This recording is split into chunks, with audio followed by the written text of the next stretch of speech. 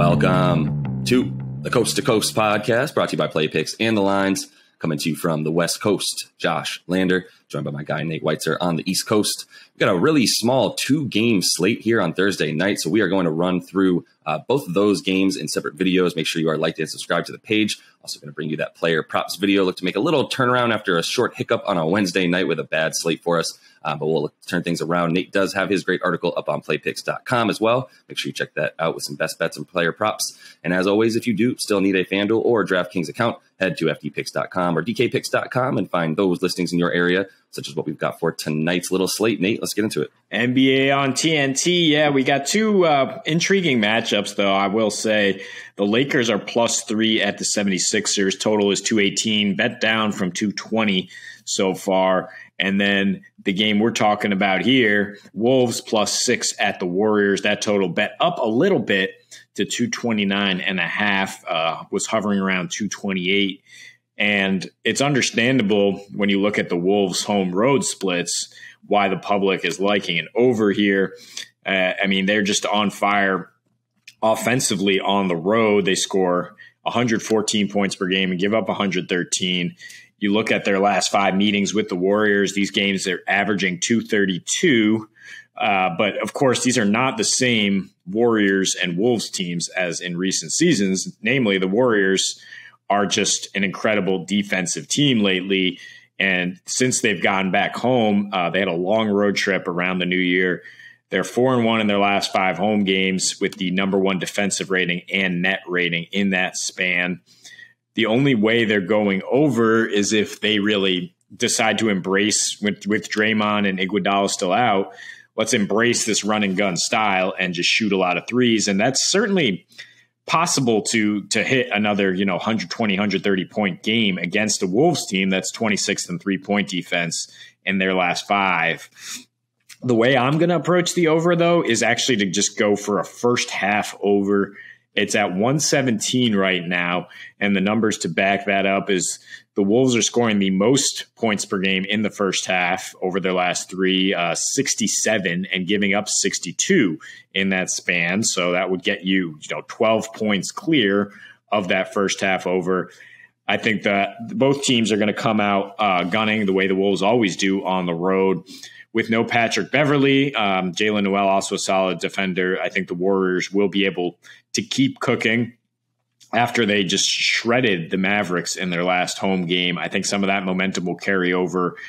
And I'm looking at Steph Curry to finally kind of catch fire. I mean, he did in that first home game back, or second of this homestand against the Pacers, right? He had 39 points. He had 6 triples, 3 straight. A big time dip in efficiency, continues to slump a little bit, but the usage rate is right there at 31%. He is Steph Curry. He does have great numbers against the Wolves. We'll dive into that more in the player props video.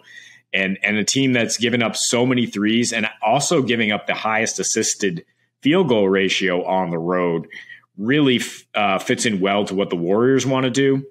I do like the first half over. I think the Warriors are going to cover this in this game. 6 points makes me a little nervous, given how the Wolves have stepped up against teams above 500, especially on the road.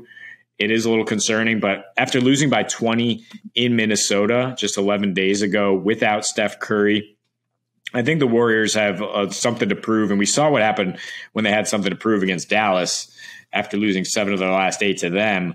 So I think that there is a chance that we see kind of a repeat performance here where the Warriors just come out gunning now that they have both Splash Brothers. They have Jordan Poole coming off the bench. I don't know if you can keep pace with them in the second quarter. I would look at maybe some betting angles there for them to win the second quarter or score the first 10 points in the second quarter, as you can get on those game props, and just expect them to kind of pull away by using that depth. That's what we hope for. I mean, let's keep calling that Steph number until he hits it. It's interesting. This game, there's a couple of guys who do step up in these matchups. We mentioned actually there's a little bit of that revenge factor, considering D'Lo and Wiggins were traded for each other. Wiggins, since he left Minnesota, has been doing really well against them in 5 games, 23 points, 4 boards, and a couple assists with some really good splits for him, including 39% from 3. You look at D'Lo, it's kind of the opposite. He does get a ton of assists, but he's averaged 11 points, 9 assists, and 2 rebounds. But those 11 points really glaring in 3 games since he left the Dubs, playing for Minnesota, shooting 25% from 3, 34% from the field. So there's a bit of difference. So the guys to look at in this game for Minnesota specifically would be Cat and Ant. As Ant's played, the Dubs 5 times now in his short career so far, 24.5 points, 4 boards, and 3 assists. So feeling those are some really good Ant numbers for the young scorer. And then you got Cat, especially without Draymond, 21.5, 12 boards, and 4 assists against his team because he really eats against those smaller guys. Draymond can hang with him, but Draymond's not playing tonight, which obviously we know affects them definitely negative defensively, has affected them negatively offensively as well, which is why we continue to feel like Golden State should be going under. They go under at home at the second highest clip. It's a battle of wills in this one in terms of Golden State playing really, really well at home and in terms of defensively, and Minnesota, as you mentioned, those roads versus home splits on offense and defense, just everything goes up, for them when they're on the road a ton. You mentioned 8 more points scored on the road, giving up 8 more points as well versus when they're playing at home. So, their pace is the same. It's not like they're playing faster on the road. It's just that they're more efficient. There's a bit of a sort of, Pat Bev, Ant, and Cat all kind of have that sort of like FU kind of attitude that seems like they step up when guys are sort of telling them they can't, which is why they play better on the road. They are 10-7 against the spread when they're road dogs. And really on the road, because of all those numbers, we know they go 17-7 to the over on the road this season and 12-5 when they're road dogs. So, for me, I'm not necessarily feeling too comfortable with that total, even though I wanted to nail it immediately when I saw that, the Dubs have a total standing at 230 when they're at home. I'm like, that's insane. But, you bring up some good points in terms of Clay being back. He missed a couple of games after his knee swelled up a little bit. And then he came back, the other night when they scored 130, as we mentioned, against Dallas. So we wonder if that's going to continue versus, we talk about, are they going to play a little bit more of that speed up tempo and get those points and just really worry about outscoring Minnesota? I don't think so, to be honest. I would rather take the under and parlay that with the Dubs, because I think the Dubs realize if they're going to win, it's going to be, in the style that they've done in the past. There's no reason to run up and down with this young team with guys that they want to keep moving. Whereas the Dubs, when they control the pace in their way and they go under, we know what happens. They cover at home more than they cover on the road. They win at home at an incredibly high clip as well, as we know, only second to Phoenix in terms of road home win percentage. So, if they're going to be the team winning, we established that their games go well under at home. That's why I would feel better about taking them tonight, them asserting their will in this game over the Wolves is what makes me feel a lot better about picking them. Even without Dre in their last 8 at home, he's played in just one of those games. They do have the 5th worst offensive rating, still the 2nd best defensive rating, 5th slowest pace, the under hitting, at about a 65% clip there as well in those 8 games at home recently. So it's a story of if you think the Wolves are going to hang with the Dubs, fine, then, you consider they can keep it close, but I still think the Dubs pull it out, which means they're going to be controlling the tempo. And plus 162 on your money on FanDuel to go ahead and parlay that under with the Dubs win feels pretty good tonight. Yeah, I mean, it's a game theory decision whether you think the Warriors are going to win and do it defensively. There's really 2 ways it could play out, or the Wolves are going to continue their streak of really hanging with even the best teams on the road and scoring a ton of points. But you mentioned the struggles of at least D. Russell, and I expect a little bit of regression from Cat, the way the Warriors have been playing interior defense. They are 0-4 against the spread in their last 4 at Golden State, and they've dropped 5 straight against the spread on the road in general.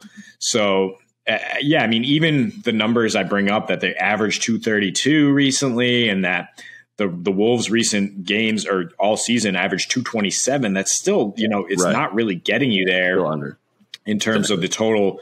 Down the stretch, I think the Warriors will be able to play better defense, which is why I would consider the first half over in sort of a run and gun game at first. But I do agree with you that, it just seems too high in Golden State, the way they've been playing defense, and their pace at just 96 per 100 possessions in this span. It's you have to be extremely efficient. Both teams do, to get over 230 if you're going to play at that kind of pace. And I mean, they're number one in the percentage of points allowed off threes. So Minnesota going to have trouble matching triples in that. I mean, I think we could see another kind of those statement games where the Dubs win by double digits, but that means that the Wolves are going to be held under their team total of 111, and maybe that's where you'd want to go with your money there, to just say, you know what, this is a program win